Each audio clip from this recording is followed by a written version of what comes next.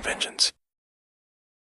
Je me tenais au pied des marches menant à l'avion, le bourdonnement des moteurs emplissant l'air, l'odeur âcre du carburant brûlant me piquant les narines. Le soleil se couchait derrière le tarmac, projetant de longues ombres, et pourtant, toute mon attention était fixée sur ma femme. Ma propre femme, debout en haut des marches, les bras croisés, le regard plus froid que je ne l'avais jamais vu. Seule la famille est autorisée, dit-elle.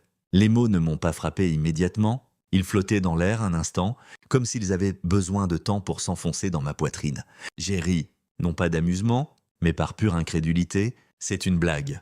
N'est-ce pas? Elle n'a pas bronché, n'a même pas cligné des yeux, inclinant légèrement la tête. Impaciente, tu n'es pas sur la liste? Seuls les membres du conseil et la famille sont invités à ce voyage. Membres du conseil, famille. Je serrai la mâchoire. Et moi, je suis quoi exactement? Sophie. Elle soupira, exaspérée, comme si j'étais un stagiaire ignorant, pas l'homme qui avait bâti son empire de ses propres mains. Écoute, tu savais que c'était une retraite stratégique? Inutile d'en faire une affaire personnelle. Inutile. Je fis un pas en arrière, lentement, observant les visages déjà installés à l'intérieur, l'entreprise que j'avais construite, le produit que j'avais créé, l'équipe que j'avais personnellement formée, et pourtant, j'étais l'étranger.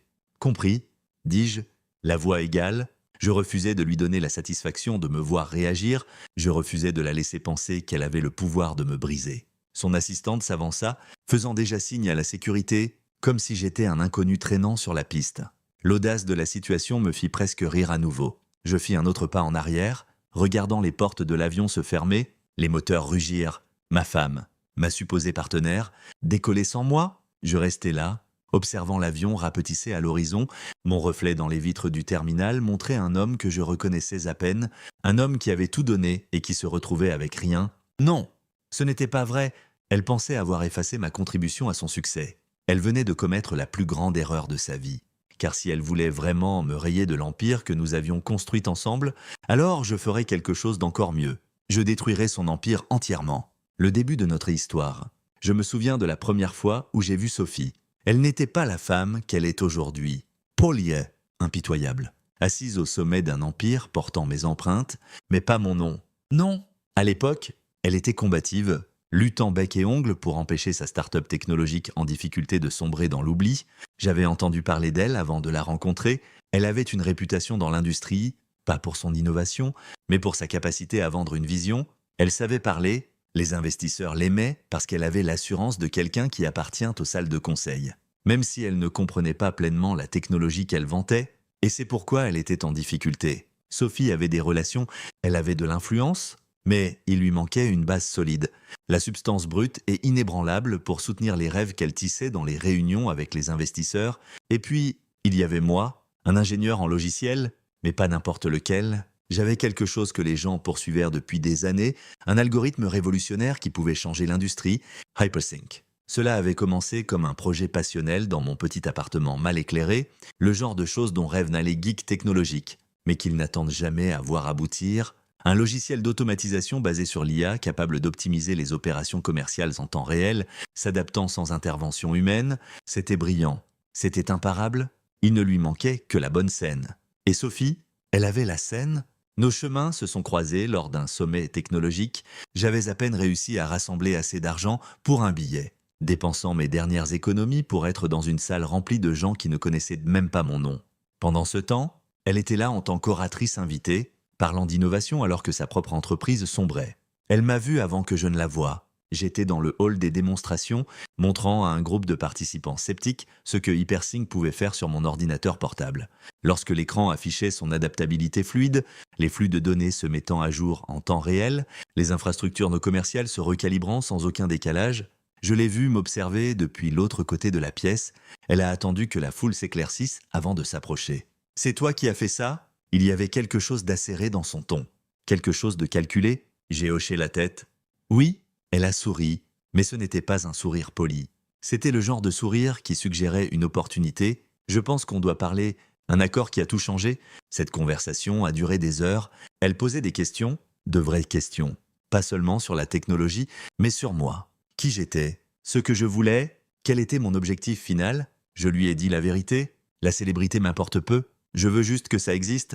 Je veux que ça soit utilisé. C'est alors qu'elle a prononcé les mots qui ont changé mon avenir. Tu as le cerveau, j'ai les ressources. Ensemble. Nous serions inarrêtables. C'était le discours parfait. Elle m'a parlé de sa start-up en difficulté, comment elle était sur le point de perdre la confiance des investisseurs. Mais si nous combinons ton logiciel avec mon infrastructure, nous pouvons redéfinir l'industrie. Ce n'était pas juste de la flatterie, c'était réel. Et pour la première fois, j'ai vu un avenir pour mon travail qui ne consistait pas à rester seul dans une pièce sombre. Espérant que quelqu'un le remarque, alors j'ai dit oui, de 2 étrangers à partenaires. Les années suivantes furent un tourbillon de travail acharné, de nuits blanches et de fois aveugles. J'ai mis toute mon âme à perfectionner Hypersync, le rendant plus affûté, plus rapide, plus adaptatif que tout ce que le monde avait vu. Pendant ce temps, Sophie opérait sa magie, obtenant des financements, des partenariats, une couverture médiatique. C'était exaltant. Nous n'étions pas seulement des partenaires en affaires, nous étions égaux. Du moins, c'est ce que je pensais. Quelque part en chemin, les réunions stratégiques nocturnes se sont transformées en dîners partagés, l'admiration professionnelle s'est muée en quelque chose de plus profond, avant même que je m'en rende compte. J'étais amoureux d'elle, je la voyais comme la personne qui avait cru en moi quand personne d'autre ne l'avait fait. Elle voyait mon potentiel, défendait mon travail, luttait pour le faire connaître au monde. En retour, je lui faisais entièrement confiance. Nous nous sommes mariés avant même que l'entreprise ne décolle vraiment. Cela semblait naturel, comme si nous scellions notre engagement, non seulement l'un envers l'autre, mais envers notre vision. Hypersync n'était pas juste une entreprise. C'était notre enfant, ce que nous avions construit ensemble, ce que nous allions partager pour toujours. Du moins, c'est ce que je pensais. Le premier signal d'alarme, au début, c'était des petites choses. Sophie prenait des interviews seule, balayant ma présence comme si j'étais juste un technicien en coulisses. Les investisseurs ont commencé à associer Hypersync uniquement à elle, me traitant comme si j'étais son employé plutôt que son cofondateur. J'ai remarqué qu'en réunion, elle corrigeait ceux qui parlaient d'Hypersync comme « notre entreprise », modifiant subtilement le langage pour suggérer que c'était la sienne. Je n'ai rien dit, je me suis convaincu que cela n'avait pas d'importance. Nous formions une équipe, n'est-ce pas? À quoi bon se disputer pour quelque chose d'aussi mesquin que le crédit? Quand nous récoltions tous les deux les fruits de notre succès, mais avec le recul, c'était le moment où l'équilibre a basculé. C'est là que j'aurais dû voir les signaux d'alerte. Parce que Sophie n'était pas juste ambitieuse. Elle n'était pas juste déterminée, elle était affamée. Et bientôt, je découvrirai jusqu'où elle était prête à aller pour rester au sommet. Le changement de pouvoir, au début, il était facile d'ignorer les changements. Le succès fait ça. Il vous aveugle aux petits détails, aux subtiles modifications de dynamique qui ne semblent pas importantes jusqu'à ce qu'il soit trop tard. Quand nous luttions, quand nous nous battions ensemble pour faire d'Hypersync une réalité, il n'y avait pas de place pour l'ego, pas d'espace pour les luttes de pouvoir.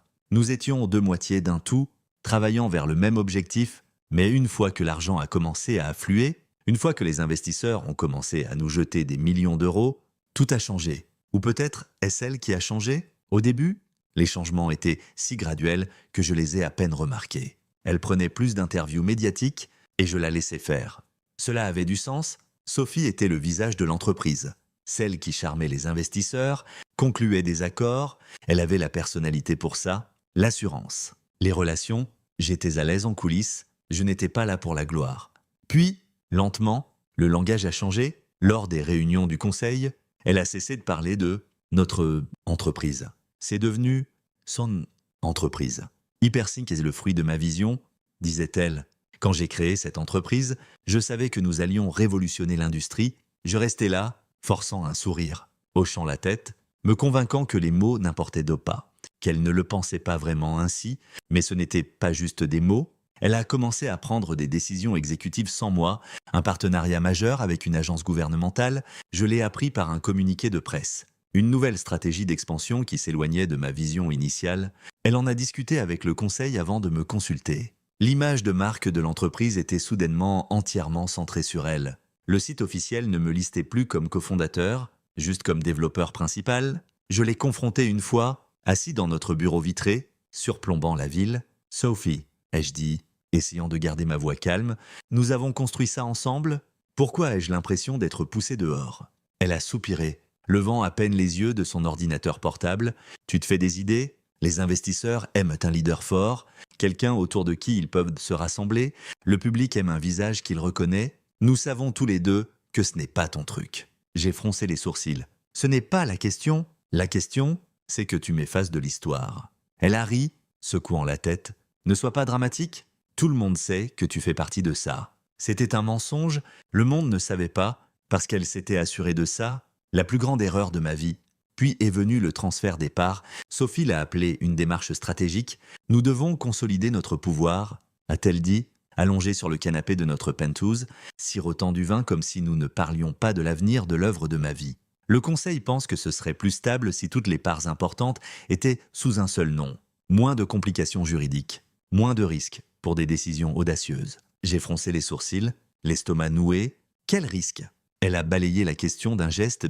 Rien de grave, juste une formalité. Vraiment, ça ne change rien entre nous. Ce qui est à toi est à moi, et ce qui est à moi est à toi. J'aurais dû le voir. J'aurais dû me demander pourquoi elle était soudain si pressée de tout regrouper sous son contrôle. Mais je ne l'ai pas fait, parce que je lui faisais confiance. Parce que j'étais un idiot, et donc j'ai signé les documents, j'ai cédé mes parts dans l'entreprise, ma propriété officielle, mon contrôle. Sophie a souri en m'embrassant sur la joue. Tu vois, nous sommes une équipe, ça rend juste les choses plus claires. Je me souviens avoir tenu le stylo un moment de trop avant de le poser. Quelque chose au fond de moi me disait que je venais de commettre la plus grande erreur de ma vie. Et c'était le cas. L'effondrement. Après cela, tout s'est accéléré plus vite que je ne pouvais l'arrêter. Sophie est devenue plus audacieuse. Elle a commencé à organiser des réunions exécutives exclusives auxquelles je n'étais pas invité. Quand je lui posais des questions à ce sujet, elle haussait les épaules. C'est juste de la stratégie d'affaires. Tu n'aimes pas la politique des conseils de toute façon? La semaine suivante, j'ai découvert que mes projets personnels au sein de l'entreprise étaient réaffectés à de nouveaux responsables. Mes équipes recevaient l'ordre de rendre des comptes directement à elles, puis est venu le coup final. L'entreprise se préparait pour une expansion mondiale massive, un événement qui serait la plus grande étape de l'histoire d'Hypersync. J'aurais dû être au centre de tout cela, l'un des acteurs clés menant la charge. Au lieu de cela, Sophie a organisé un voyage en jet privé pour le conseil, une retraite stratégique exclusive. Je n'étais pas invité, je ne l'ai découvert que lorsque j'ai vu l'itinéraire sur son bureau. Je l'ai confronté, tu ne m'as même pas parlé de ce voyage. Elle a à peine levé les yeux, je ne pensais pas que ça t'intéresserait. C'est plus une opération de relations publiques qu'autre chose. Tu as toujours détesté ce genre de choses. Je l'ai regardé, la réalisation pesant comme un poids dans ma poitrine. J'ai cofondé cette entreprise, Sophie. Elle a soupiré, visiblement ennuyée par mes objections. Oui, et tu seras toujours là à notre retour. Quel est le problème? Le problème, c'est qu'elle avait clairement montré où j'en étais. Le problème, c'est qu'elle avait déjà décidé que j'étais dispensable. J'ai serré les poings, j'ai tout donné pour cette entreprise. Pour toi, enfin, elle a levé les yeux, mais il n'y avait aucun regret dans son regard, aucune hésitation, juste une confiance froide et détachée, et c'est apprécié, dit-elle. Mais les choses évoluent. Tu ne peux pas le prendre personnellement. Le début de ma revanche, c'est à ce moment-là que tout s'est cristallisé, le moment où j'ai cessé de me mentir. Elle n'était plus ma partenaire, elle n'était plus ma femme, elle était mon ennemie, et bientôt, elle réaliserait à quel point je pouvais lui faire du mal. La trahison dans le ciel, en posant le pied sur le tarmac, je l'ai sentie, cette sensation étrange et creuse dans mon estomac, celle qui me disait que quelque chose n'allait pas, avant même que je n'aie une raison de le confirmer. C'était la même sensation que le jour où j'avais cédé mes parts à Sophie, le même murmure discret de quelque chose qui changeait sous mes pieds. Cette fois, je ne l'ignorerai pas. Je me suis dirigé vers l'avion, la chaleur des moteurs pulsant dans l'air. Je pouvais déjà voir les autres embarqués, des cadres, des membres du conseil, quelques ingénieurs seniors que j'avais personnellement encadrés, des gens avec qui j'avais construit cet empire. C'était censé être une célébration, la plus grande expansion de l'entreprise à ce jour, une étape qui aurait dû nous appartenir à tous les deux. Mais au moment où j'ai atteint le bas des marches, elle était là, debout en haut, les bras croisés, me regardant avec une expression indéchiffrable. J'ai froncé les sourcils. « Tu descends ?» Elle n'a pas bougé. Au lieu de cela, elle m'a adressé un petit sourire froid et a prononcé des mots que je n'oublierai jamais. Seule la famille est autorisée. Il m'a fallu une seconde pour comprendre, une seconde de trop. J'ai laissé échapper un petit rire. Parce que, sûrement, c'était une blague.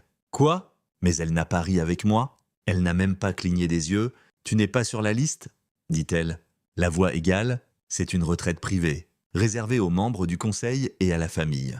Quelque chose dans ma poitrine s'est glacé. L'entreprise que j'avais construite, le produit que j'avais créé, l'héritage dans lequel j'avais investi ma vie, et je n'en faisais même plus partie. J'ai regardé les autres à l'intérieur. des gens qui m'étaient autrefois subordonnés, qui m'appelaient leur mentor, leur leader. Certains d'entre eux ne croisaient même pas mon regard. Et là, j'ai su, ils étaient tous au courant. Ils savaient tous. J'ai fait un pas en arrière, scrutant son visage à la recherche du moindre signe de regret, le moindre indice qu'elle reconsidérait sa décision. Il n'y en avait aucun. « Tu es sérieuse ?» ai-je dit doucement. Elle a soupiré. « Ce n'est pas personnel. Le conseil a juste pensé qu'il serait préférable d'avancer avec une structure de direction plus simplifiée, une structure de direction plus simplifiée. » J'avais envie de lui demander quand elle avait décidé de devenir l'ennemi. Quand exactement elle était passée de partenaire à celle qui avait orchestré mon éviction de ma propre entreprise, mais je ne l'ai pas fait, parce que je savais déjà le moment où tout a changé. J'aurais pu me battre, j'aurais pu discuter, j'aurais pu exiger qu'elle me dise la vraie raison de tout cela. Mais je ne l'ai pas fait, parce qu'à cet instant, debout au bas de cet avion, sentant la chaleur du soleil sur mon visage, entendant le bourdonnement lointain des moteurs prêts à décoller sans moi, j'ai vu la grande image.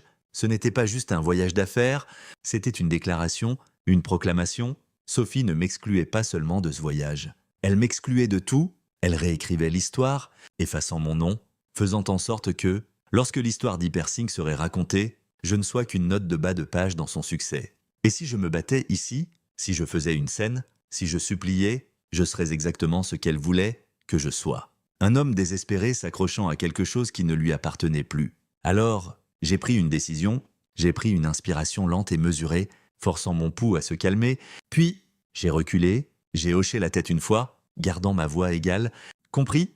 Sophie a cligné des yeux, juste une fraction de seconde. Elle s'attendait à ce que je réagisse différemment, qu'elle attendait que je me batte, que je discute, que je supplie pour ma place. Mais je ne lui donnerai pas cette satisfaction. Au lieu de cela, je me suis retourné, j'ai quitté le tarmac. Et j'ai écouté les moteurs rugir derrière moi. Je n'ai pas regardé en arrière. Pas quand les roues ont quitté le sol. Pas quand l'avion a disparu dans le ciel. Pas quand mon monde entier était censé partir sans moi. Parce qu'elle pensait avoir gagné, elle pensait m'avoir complètement éliminé, elle n'avait aucune idée qu'elle venait de me donner la revanche ultime. La naissance de mon plan, en arrivant à ma voiture, mon esprit travaillait déjà. Sophie avait passé des années à se convaincre qu'elle était intouchable, qu'elle était la véritable cerveau derrière Hypersync, que j'étais juste une note technique dans son empire, et à cause de cela, elle avait commis une erreur fatale. Elle avait oublié qui avait construit cette entreprise de toutes pièces, elle avait oublié qui avait créé la fondation qui la soutenait. Elle avait oublié que le cœur de tout cela, le logiciel, la sécurité, le système même qui alimentait Hypersync, était toujours à moi. Et maintenant, je n'avais plus rien à perdre. La dernière chose qu'elle attendait, en quittant l'aérodrome, mes mains se serraient sur le volant. Elle m'avait tout pris. Mais il y avait une chose qu'elle n'avait pas prise. Quelque chose qu'elle n'avait même pas réalisé que je possédais encore, le code source, les clés de sécurité, la porte dérobée que j'avais intégrée au système dès le début, une mesure de sécurité, un interrupteur d'arrêt, quelque chose que j'avais installé au début, quand je croyais encore que nous étions ensemble dans cette aventure. Elle pensait m'avoir exclu, elle pensait m'avoir effacé, elle pensait avoir gagné, mais elle n'avait aucune idée, parce que maintenant, pour la première fois depuis le début, je ne jouais plus en défense. Maintenant, j'allais tout reprendre. Pas seulement mon entreprise, pas seulement mon héritage, j'allais effacer son empire, brique par brique, ligne par ligne, jusqu'à ce qu'il ne reste que des cendres. Le premier coup, je ne suis pas rentré chez moi ce soir-là. Ça n'avait aucun sens. La maison, le Pantouz que nous avions acheté ensemble quand la valorisation d'Hypersync avait atteint son premier milliard d'euros, ressemblait désormais à un musée, une vitrine soigneusement orchestrée de son succès, où ma présence avait été réduite à une simple pensée secondaire. Non, j'avais besoin d'être ailleurs, dans un endroit calme, où je pourrais réfléchir, où je pourrais planifier. Alors, j'ai conduit jusqu'à l'endroit qui me semblait encore indéniablement à moi, le serveur de développement privé que j'avais loué il y a des années, quand Hypersync n'était encore qu'une idée, un rêve que j'avais codé ligne par ligne. Personne n'en savait rien. Ni Sophie, ni le conseil, pas même les ingénieurs qui travaillaient sous mes ordres. C'était ma sécurité. Et ce soir, cela deviendrait le début de sa chute. Le code que personne ne connaissait, Hypersync n'était pas juste une autre entreprise technologique, c'était un écosystème. Un réseau d'automatisation autosuffisant qui alimentait tout, des sociétés de trading à haute fréquence, aux chaînes d'approvisionnement mondiales. Il était conçu pour être impénétrable, ses couches de sécurité plus strictes que n'importe quel système gouvernemental. Mais il y avait une faille que j'avais intégrée dès le début, à l'époque où Sophie et moi étions encore partenaires, quand je croyais encore en nous, J'avais écrit une sécurité privée dans le code source, pas par paranoïa, mais par précaution, une manière de reprendre le contrôle si quelque chose tournait mal. Elle était enfouie profondément, cachée sous des couches de chemins cryptés, déguisée en une sous-routine rarement utilisée, anodine pour n'importe qui d'autre. Cela ressemblait à une fonction dormante, un fragment de code oublié et inoffensif. Mais pour moi, c'était un interrupteur d'arrêt. Le premier mouvement, je me suis connecté, la familiarité de l'interface, le curseur clignotant, le bourdonnement silencieux d'un système attendant une entrée, tout cela semblait comme rentrer chez moi. Elle pensait m'avoir exclu de mon propre empire. Mais elle avait tort, avec quelques frappes. J'ai accédé au cadre principal, j'ai pris mon temps. Sophie était dans un avion, entourée de son nouveau conseil, de ses cadres loyaux, se prélassant dans son illusion de pouvoir. Elle ne verrait rien venir. Elle ne l'avait jamais vu venir. D'abord, j'ai effectué un diagnostic. Les chiffres ont défilé à l'écran. Des centaines de serveurs, des millions d'utilisateurs actifs, un réseau valant des milliards, et tout cela était toujours lié à mon code. Ensuite, j'ai exécuté la première commande, une reconfiguration de sécurité. En surface, rien n'a changé, Hypersync continuait de fonctionner comme d'habitude. Mais en profondeur, toutes les clés d'accès de niveau exécutif ont été révoquées. Personne, ni Sophie, ni le conseil, ni un seul employé de haut niveau ne pouvait se connecter ou effectuer des modifications critiques au système, sauf moi. Je me suis adossé, regardant le système se réinitialiser. Elle ne le remarquerait pas immédiatement, pas encore, mais bientôt, très bientôt, elle se réveillerait dans un monde où elle n'avait plus le contrôle. Le lendemain matin, à 6h07, mon téléphone a sonné, je n'ai pas répondu, il a sonné encore, et encore, enfin, j'ai décroché, juste pour entendre sa voix. Tranchante et frénétique, Aaron. A-t-elle lâché? Pas de salutation, pas de prétexte, juste de la panique pure. Hypersync a verrouillé. On ne peut accéder à rien. Qu'est-ce que tu as fait? J'ai souri. C'était satisfaisant. Écouter les fissures dans son attitude habituellement composée, entendre la peur sous-jacente dans sa voix. J'ai gardé un ton décontracté. Bonjour, Sophie. Un problème. Elle a soufflé fort, la frustration évidente dans chaque syllabe. Ne joue pas à ça. Le système rejette toutes les connexions exécutives, tout le conseil est bloqué, les ingénieurs ne peuvent pas contourner ça. Je sais que tu as fait quelque chose. J'ai pris une gorgée lente de mon café, savourant le silence entre nous, puis j'ai dit les mots qu'elle n'attendait jamais entendre. Désolé, mais seule la famille est autorisée. Le moment où elle a compris, il y eut un silence total de l'autre côté de la ligne. Je pouvais presque l'imaginer, debout dans une station balnéaire de luxe, le téléphone serré dans la main, son monde soigneusement construit commençant à se fissurer. « Toi » a-t-elle commencé, mais je l'ai coupé. « Mettons une chose au clair, Sophie, » ai-je dit, ma voix froide maintenant, « tu n'as pas construit Hypersync ?»« Moi, oui. Tu n'as pas conçu le système ?»« Moi, oui. Tu ne le possèdes pas ?»« Moi, oui. » Elle a essayé d'interrompre, mais j'ai continué. « Et si tu penses une seconde que tu peux m'effacer de l'entreprise que j'ai créée, alors tu n'as rien compris à comment tout cela fonctionne. » Un souffle brusque, puis sa voix est tombée dans quelque chose de plus dangereux. « Tu penses pouvoir le reprendre ?» a-t-elle sifflé. « Tu penses pouvoir gagner ?» J'ai laissé échapper un petit rire. « Sophie, » ai-je dit, me penchant en avant, baissant la voix comme si je lui révélais un secret. Je l'ai déjà fait. Puis, j'ai raccroché, le début de sa fin. Au moment où elle a atterri, il était trop tard. Le système de sécurité d'Hypersync avait été complètement remanié. Toutes les opérations critiques nécessitaient mon authentification biométrique. Le conseil était en désarroi. Les investisseurs exigèrent des réponses. Et Sophie, pour la première fois, elle a réalisé ce qu'elle avait fait. Elle m'avait sous-estimé, elle m'avait trahi, elle m'avait exclu de mon propre empire. Mais ce faisant, elle avait oublié quelque chose de bien plus important. J'étais celui qui avait construit tout cela de rien. Je connaissais chaque ligne de code, chaque faille du système, chaque sécurité cachée, et maintenant, j'allais tout détruire. L'effondrement commence. Je n'ai pas dormi après avoir raccroché avec Sophie. Je suis resté assis là, regardant mon téléphone, observant les appels manqués s'accumuler, son nom clignotant encore et encore comme un battement de cœur désespéré. À 7 heures, les appels ont cessé, pas parce qu'elle avait abandonné, mais parce qu'elle avait enfin réalisé la vérité. Ce n'était pas juste un petit problème système. Ce n'était pas quelque chose que ces ingénieurs pouvaient corriger en quelques heures. C'était le début de la fin. Et je l'avais écrit, le désespoir commence. À exactement 8h15, j'ai reçu un SMS, pas de Sophie, d'un de mes anciens ingénieurs, quelqu'un qui m'avait été loyal avant que Sophie ne commence à restructurer l'entreprise pour m'évincer. Il panique, Le conseil perd la tête, elle essaie de convoquer une réunion d'urgence, mais personne ne peut accéder à quoi que ce soit. Qu'as-tu fait? J'ai souri, tapant lentement en retour. Juste un rappel de qui a construit le système. Sa première tentative pour réparer, Sophie était intelligente. Je devais lui accorder ça? Elle n'a pas perdu de temps. Elle a fait appel à tous les experts qu'elle pouvait trouver. Des spécialistes en cybersécurité de haut niveau, d'anciens analystes en cryptage gouvernemental, même quelques membres de mon ancienne équipe qu'elle avait gardée après mon départ. Ils se sont tous heurtés au même mur. Le verrouillage n'était pas juste une restriction de niveau administratif, c'était une override structurelle profonde, quelque chose d'enfoui si loin dans le système que même s'ils essayaient de réécrire les chemins d'accès, le code se reconstruirait en temps réel. Hypersync l'a repoussé au niveau de son ADN et il n'y avait qu'une seule personne qui pouvait le déverrouiller.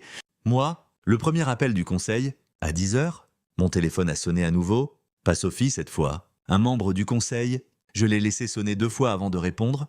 Aaron, dit la voix de l'autre côté. Tendue mais soigneusement mesurée, nous semblons avoir rencontré un problème technique. Je suppose que tu es au courant? Je me suis adossé à ma chaise, laissant le silence s'étirer un instant avant de répondre, peut-être une pause. Puis, un changement de ton, moins professionnel. Plus frustré. À quoi tu joues? Bon sang, toute l'entreprise est en lockdown? Nous perdons des millions à la seconde? J'ai jeté un œil à l'écran de mon ordinateur portable, où le flux en direct du cours de l'action d'Hypersync était déjà en chute libre. Je pouvais presque entendre la panique dans leur voix d'ici. Il faudra être plus précis, ai-je dit, feignant la confusion. Vous me demandez mon expertise professionnelle? Ou vous criez juste pour le plaisir? Plus de silence. Puis, un soupir réticent. Nous avons besoin de ton aide. Voilà, la première fissure dans leur arrogance. J'ai tapoté mes doigts contre le bureau, pesant mes mots suivants avec soin. Vous avez besoin de mon aide? Ai-je répété, amusant. Parce que la semaine dernière encore, Sophie a clairement dit que je n'étais plus une partie d'Hypersync. Tu n'as jamais été évincé? Dit le membre du conseil rapidement. C'était un malentendu. Nous? Épargnez-moi ça. Ma voix s'est durcie. Vous m'avez exclu de ma propre création. Vous l'avez laissé effacer mon nom? Me dépouiller de mon influence. M'humilier? Et maintenant que tout s'effondre? Vous voulez mon aide? Le silence s'est étiré longtemps cette fois. Je pouvais sentir son inconfort, sa colère, son impuissance. Puis, finalement, que veux-tu? J'ai souri. Rien? Pas encore? Puis, j'ai raccroché. Le point de rupture de Sophie. À midi, elle a enfin craqué. Elle n'a pas appelé. Elle s'est présentée à ma porte. Je n'étais pas surpris. Sophie n'était pas du genre à supplier par téléphone. Elle avait besoin d'être en contrôle, de se tenir devant quelqu'un et de lui faire voir son autorité, sauf que cette fois, elle n'en avait aucune. J'ai ouvert la porte pour la trouver là, dans un tailleur de créateur impeccable, comme toujours. Mais il y avait quelque chose de différent dans ses yeux. Pour la première fois depuis que cette guerre avait commencé, elle semblait effrayée. Je me suis appuyé contre le chambranle, les bras croisés. À quoi dois-je ce plaisir? Elle a soufflé fort, sa mâchoire se crispant. Laisse-moi entrer. Je n'ai pas bougé. Non. Ses yeux se sont enflammés. Aaron, je n'ai pas le temps pour les jeux. J'ai souri. Moi non plus. Elle a hésité, puis s'est forcée à prendre une inspiration, calmer son ton. Écoute, a-t-elle dit, on peut réparer ça. Ai-je répété, haussant un sourcil. La dernière fois que j'ai vérifié, il n'y avait plus de on. Tu t'en es assuré? Ses lèvres se sont pincées. J'ai fait une erreur. J'ai ri. Un vrai rire. Tranchant. Oh, maintenant c'est une erreur. Quand tu m'as laissé sur le tarmac comme un étranger, quand tu as laissé ton conseil me remplacer, quand tu as volé tout ce que j'avais construit et fait comme si je n'avais jamais existé, ses doigts se sont crispés en poing, à ses côtés. J'ai fait ce que je devais faire pour l'entreprise. Alors fais ce que tu fais de mieux, Sophie. Ai-je dit, parle pour t'en sortir? Convaincre le conseil que tout est sous contrôle? Parce qu'en ce qui me concerne, ce n'est plus mon problème. Son souffle s'est coupé, juste une seconde, elle perdait le contrôle. Je me suis avancé, baissant ma voix à quelque chose de presque dangereux. Hypersync était à moi avant d'être à toi, ai-je dit. Et maintenant, tu ne le possèdes plus? Tu ne peux pas faire ça, a-t-elle murmuré. C'est ma vie, Aaron. J'ai incliné la tête, amusant. Tu t'en fichais quand tu as effacé ma vie de l'entreprise? Elle a dégluti fort. Pour la première fois, elle n'avait pas de réponse. Alors je me suis penché, portant le coup final. Considère ça comme ta première leçon sur ce que c'est de tout perdre, ai-je murmuré. Puis, j'ai fermé la porte à son nez. Le chaos se propage. Le soir venu, les retombées s'étaient répandues. Les investisseurs ont commencé à se retirer. Terrifiés par l'instabilité, les clients ont commencé à perdre l'accès aux services d'Hypersync. causant des pertes potentielles de milliards d'euros pour les grandes entreprises. Les médias ont commencé à rapporter la crise au sein d'Hypersync, suggérant un sabotage interne, et Sophie, elle n'avait aucune issue, parce que la seule personne qui pouvait réparer ça, c'était moi, et je n'avais aucune intention de la sauver. Je ne faisais que commencer, l'entreprise en chute libre. Je me suis réveillé le lendemain matin dans le chaos, pas le mien, le sien, l'empire de Sophie. Celui qu'elle avait passé des années à façonner en effaçant mon nom, s'effondrait, et elle le savait. La première chose que j'ai faite a été de vérifier les rapports boursiers. Hypersync avait chuté de 30% supplémentaires dans la nuit. Désormais, ce n'étaient pas seulement les investisseurs qui paniquaient, les entreprises qui dépendaient de l'IA d'Hypersync commençaient à ressentir l'impact. Les réseaux logistiques échouaient, les systèmes bancaires buguaient, les entreprises de trading basées sur l'IA perdaient des millions d'euros parce qu'elles ne pouvaient pas accéder aux prédictions de marché en temps réel du logiciel. Et à travers tout cela, je me suis assis, sirotant mon café, regardant le monde réaliser lentement la vérité. Hypersync n'était pas la création de Sophie, c'était la mienne. Et sans moi, elle s'effondrait, le dernier effort désespéré du conseil. À la mi-journée, mon téléphone a sonné à nouveau. Le conseil, pas Sophie cette fois. Ils ont dû enfin réaliser qu'elle n'était plus en contrôle. Je l'ai laissé sonner quelques fois avant de répondre. « Messieurs » ai-je dit calmement, « à quoi dois-je le plaisir ? Nous devons parler ?» Est venue la réponse sèche. Ça a assez duré. J'ai souri. « Vraiment ? Tu vas tuer l'entreprise ?» A lâché une autre voix. « As-tu une idée des milliards d'euros en jeu ? On peut négocier, mais ça, je l'ai coupé. » Amusant. Personne ne s'est soucié de ma part quand vous avez tous laissé Sophie m'évincer. Alors pourquoi devrais-je m'en soucier maintenant ? Silence. Puis, la voix s'est adoucie. Écoute, quels que soient tes griefs personnels contre Sophie, on peut arranger ça. Restaure simplement l'accès au système. Et nous, j'ai ri. Vous pensez que c'est juste une question de griffes ? Ils ne comprenaient pas. Ils pensaient toujours que c'était juste une question de revanche. Que je faisais un caprice parce que j'avais été exclu d'une salle de conseil. Ils ne comprenaient pas que je ne me battais pas pour reprendre ma place dans l'entreprise. Je la déchirais de l'intérieur. « Vous avez eu votre chance ?» ai-je dit. Le ton calme mais ferme. « Vous avez choisi votre camp ? Maintenant, vous allez voir ce qui se passe ensuite. » Puis, j'ai raccroché. Le désespoir de Sophie grandit. À midi, l'interphone de mon appartement a sonné. Je n'avais même pas besoin de vérifier pour savoir qui c'était. Sophie, elle manquait d'options. Et j'étais la seule personne restante qui pouvait arrêter l'hémorragie. J'ai pris mon temps pour ouvrir la porte, la laisser mijoter dans sa propre panique quelques secondes de plus. Quand je l'ai enfin laissée entrer, elle n'a même pas pris la peine de prétendre être composée. Sa confiance habituelle, sa présence à l'épine dorsale d'acier et aux veines de glace, était partie. Ses cheveux étaient légèrement en désordre, sa respiration était trop rapide. Et ses yeux, ils n'étaient pas en colère, pas même furieux, ils étaient effrayés. « Il faut qu'on répare ça », a-t-elle dit immédiatement, entrant dans mon appartement comme si elle avait encore de l'autorité sur moi. Je me suis appuyé contre le comptoir, les bras croisés. « Réparer quoi ?» Elle a soufflé fort, passant une main dans ses cheveux. « Hypersync. Le système, quoi que tu aies fait, tu dois l'annuler. Pourquoi ferais-je ça ? » Sa mâchoire s'est crispée. « Parce que toute l'entreprise s'effondre. C'est plus grand que toi et moi. Aaron, si tu continues, Hypersync sera fini. » Je lui ai jeté un regard lent et mesuré. « Bien. » Son souffle s'est coupé. Juste un peu, assez pour que je voie le moment où elle a vraiment compris. Je ne bluffais pas. Je n'attendais pas un accord, un paiement ou des excuses. J'observais son empire s'effondrer et j'appréciais chaque seconde. « Tu ne comprends pas ?» a-t-elle dit, essayant de recalculer, essayant de trouver le bon levier pour reprendre le contrôle. « Ça va te coûter à toi aussi ? Ton nom est toujours lié à Hypersync ? Ta réputation ? Ma réputation ? Ai-je interrompu, riante. « Tu veux dire celle que tu as passé des années à enterrer ? Celle que tu as effacée de chaque communiqué de presse. Chaque article, chaque prix dont tu t'es attribué le mérite. » Elle a tressailli. J'ai fait un pas en avant, baissant la voix. « Hypersync ne m'importe plus. Sophie, ce qui m'importe, c'est de te voir perdre tout ce que tu m'as volé. » Ses lèvres se sont entr'ouvertes, mais aucun mot n'est sorti. Parce que maintenant, pour la première fois, elle comprenait vraiment. Ce n'était pas une question d'affaires. Ce n'était pas une question de conseil, d'entreprise ou de cours de l'action. C'était personnel et il n'y avait pas moyen de réparer ça. La dernière tentative, elle a dégluti, se forçant visiblement à adoucir son ton. « Aaron », a-t-elle dit, baissant la voix, essayant de ressembler à la femme que j'avais autrefois aimée. « Nous avons construit ça ensemble, tu n'as pas à le détruire, on peut repartir de zéro. On peut… » J'ai souri. « Non, Sophie. » Sa bouche s'est refermée. Je me suis rapproché. jusqu'à ce qu'il n'y ait presque plus d'espace entre nous. Et j'ai dit les mots qui l'ont finalement brisé. « Tu l'as déjà fait ?» ai-je murmuré. Au moment où tu m'as regardé dans les yeux et dit que je n'étais plus de la famille, des larmes ont brûlé dans ses yeux. De vraies larmes. J'avais vu Sophie feindre des pleurs dans des réunions d'affaires auparavant. Je l'avais vue manipuler les émotions comme une joueuse d'échecs maître. Mais ça, c'était réel. Elle savait que c'était fini. Je me suis reculé, gardant une expression neutre. « Tu devrais partir ?» ai-je dit simplement. Son souffle a tremblé. Puis, sans un mot de plus, elle s'est retournée et est partie. Le coup final. Le soir, les gros titres étaient partout. Hypersync fait face à une crise sans précédent alors que la PDG Sophie Calloway échoue à reprendre le contrôle. Les investisseurs fuient alors que l'action d'Hypersync s'effondre.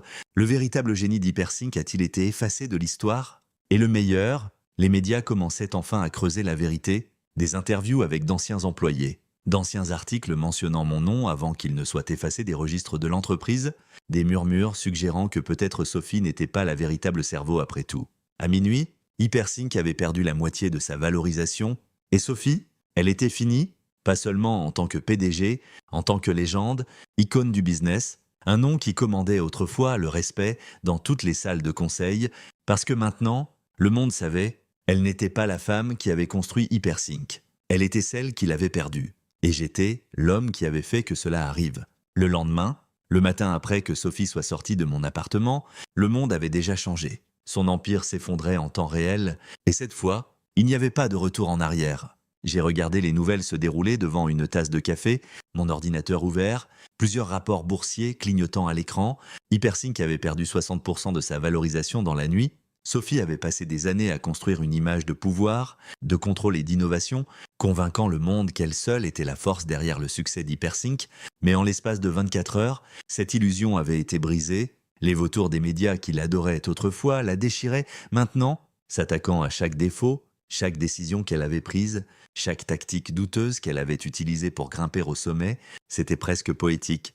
Elle avait passé tellement de temps à m'effacer de l'histoire de l'entreprise, se convainquant qu'elle avait tout le pouvoir, mais maintenant, elle n'était qu'une autre PDG déchue, un autre cadre entaché par un scandale dont le nom était traîné dans la boue, et le meilleur, je n'avais pas encore fini. Le jour du jugement, à la mi-journée, mon téléphone a sonné à nouveau, pas de Sophie cette fois, de son avocat. Je l'ai laissé sonner 2 fois, puis j'ai répondu « Oui ». Il y eut une pause, puis une voix calme et mesurée. « Monsieur Carter, nous aimerions discuter d'un arrangement pour… » « Non » Silence. « Pardon » demanda l'avocat. Je me suis adossé à ma chaise, étendant mes jambes. J'ai dit non, pas d'arrangement, pas de deal, pas de négociation.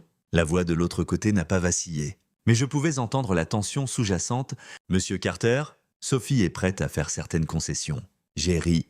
Vraiment ri. Sophie n'a plus rien à offrir. Ai-je dit. Elle a perdu son entreprise, ses investisseurs, sa réputation. Alors, dites-moi, qu'est-ce qu'elle propose exactement? Une pause plus longue cette fois. Puis, l'avocate a essayé une autre approche. Nous sommes prêts à restaurer votre position chez Hypersync.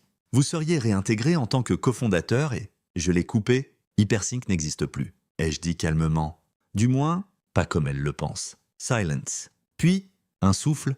Que voulez-vous dire? J'ai souri. Vous verrez bientôt. Et puis, j'ai raccroché. La phase finale. En fin d'après-midi. J'étais prêt. J'avais attendu ce moment. Je l'avais planifié. L'effondrement d'Hypersync ne suffisait pas. J'avais besoin de le reconstruire, mais sous mon nom cette fois. Alors, j'ai fait le dernier mouvement. Avec quelques frappes, j'ai exécuté la dernière phase de ma prise de contrôle, les brevets d'Hypersync.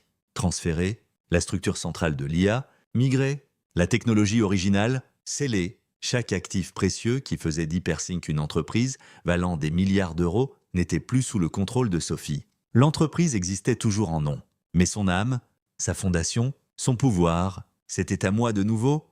La dernière tentative désespérée de Sophie, à 19 heures, j'ai reçu un dernier SMS, d'elle, pas de son avocat, pas du conseil, d'elle, retrouve-moi, une dernière fois, Hôtel Langford. 20 heures, j'ai fixé le message, débattant si je devais même m'embêter à y répondre, puis j'ai décidé, j'irai, pas parce qu'elle méritait une autre conversation, mais parce que je voulais voir l'expression dans ses yeux quand elle réaliserait que c'était fini.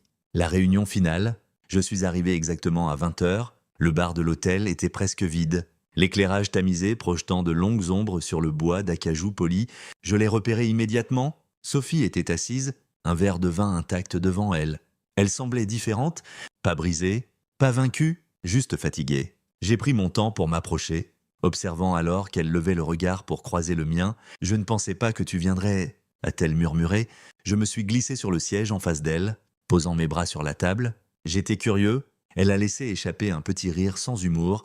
Curieux de quoi? J'ai étudié son visage, notant les petits changements, la tension dans ses épaules, les légers cernes sous ses yeux, la manière dont elle ne portait plus l'armure du contrôle. Puis, j'ai dit « Ce que ça fait ?» Elle s'est figée. « Ce que ça fait de quoi ?» J'ai incliné la tête. De tout perdre? Elle a inspiré brusquement, et pendant un instant, elle semblait prête à répliquer, à me combattre une dernière fois. Mais elle ne l'a pas fait. Au lieu de cela, elle a baissé les yeux sur son verre. « Tu as toujours été le plus intelligent ?» a-t-elle admis doucement.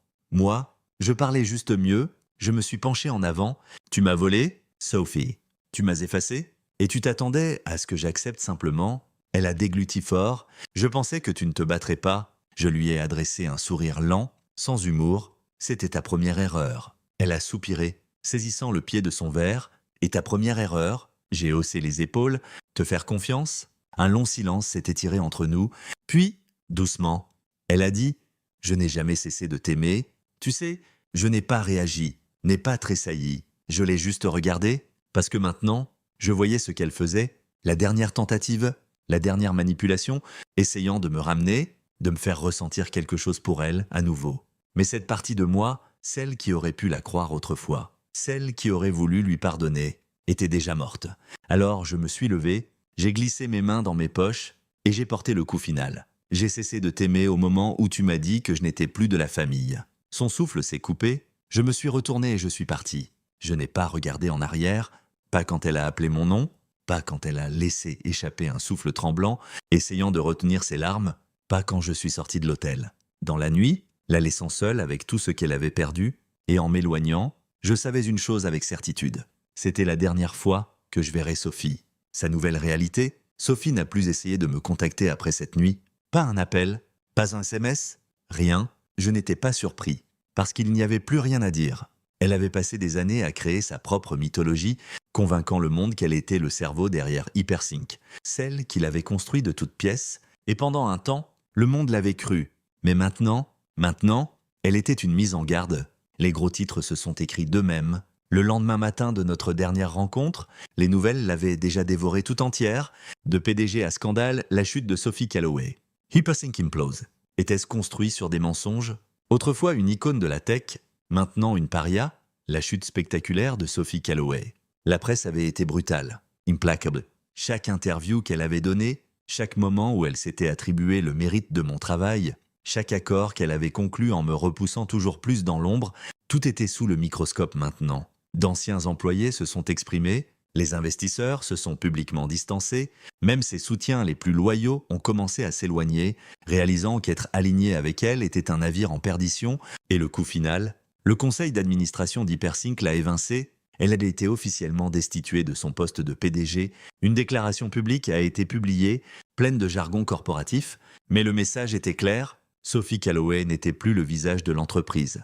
Elle n'était plus rien. Les conséquences qu'elle n'avait pas vues venir, pour la première fois, en des années, elle n'était personne, plus d'événements d'entreprise, plus de discours d'ouverture, plus de gros titres célébrant son succès, juste un silence radio. J'ai entendu par un contact commun qu'elle essayait de vendre ses parts restantes, désespérée de sauver ce qu'elle pouvait, mais avec l'entreprise en chute libre, ses actions ne valaient pratiquement rien, elle avait tout perdu. Et moi, je lui avais tout pris, la montée de mon propre empire, mais pendant qu'elle disparaissait dans l'obscurité, je faisais l'inverse. 2 semaines après son éviction, j'ai annoncé quelque chose de nouveau, pas une renaissance d'entreprise, une nouvelle naissance. ThinkForge, une nouvelle plateforme basée sur l'IA, plus affûtée, plus rapide, plus intelligente que tout ce que Hypersync avait jamais été. Et le meilleur, ce n'était pas juste moi. J'avais passé les semaines précédentes à contacter chaque membre d'équipe loyale que Sophie avait écarté, les développeurs, les ingénieurs, les véritables esprits derrière le logiciel, les gens qu'elle avait sous-estimés et négligés, et ils étaient tous revenus vers moi, pas pour l'argent, pas pour le statut, pour la revanche, le retour ultime. Quand ThinkForge a été lancé, le succès a été immédiat, Les investisseurs qui s'étaient à la retirée d'Hypersync sont venus à moi en premier. Les publications technologiques, qui avaient autrefois encensé Sophie, écrivaient maintenant sur moi. Les mêmes journalistes qui avaient célébré sa montée me qualifiaient maintenant de véritable génie derrière tout cela. Et Sophie, elle regardait ça se produire, je savais qu'elle le faisait. Elle ne pourrait pas s'en empêcher, parce que ce n'était pas juste une trahison personnelle pour elle. C'était sa plus grande peur qui se réalisait. Elle avait passé des années à s'assurer que le monde ne connaisse que son nom. Maintenant, le monde l'oubliait complètement. Son dernier appel désespéré, puis, une nuit, mon téléphone a sonné. Pendant une seconde, j'ai presque ignoré l'appel. Puis, j'ai vu le nom, Sophie. J'ai fixé l'écran, hésitant. Puis, lentement, j'ai répondu. Elle n'a rien dit au début. Je pouvais entendre sa respiration, lente, mesurée, comme si elle se forçait à garder son calme. Enfin, elle a parlé. « Aaron » a-t-elle dit. La voix plus fine que je ne l'avais jamais entendue. Je me suis adossé à ma chaise. « Sophie ». Il y eut un long silence. Puis, à peine plus qu'un murmure, « J'ai besoin d'aide ?» Je n'ai pas réagi. Je n'ai pas laissé ma voix changer. Je n'ai pas laissé entendre la satisfaction que je ressentais au fond de mes os. J'avais attendu ce moment.